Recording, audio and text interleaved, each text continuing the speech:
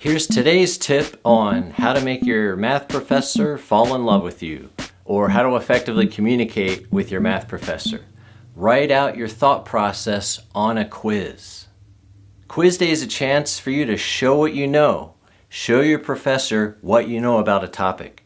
But sometimes we forget a formula, or our mind goes blank, or we're just totally distracted. Writing out your thought process can help you show understanding even if you're having trouble remembering the math. Here's what writing out your thought process can look like.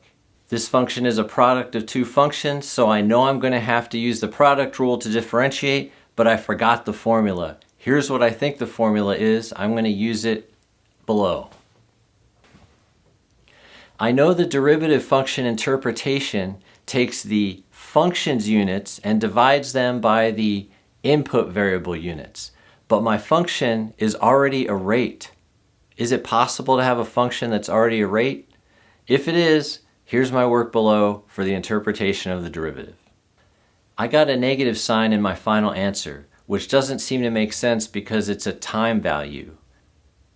I checked my work but couldn't find any misplaced or added negative signs.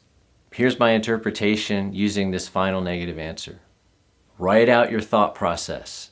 Do what women have been telling men to do forever. Use your words. It'll help show your understanding, and it may even earn you some partial credit.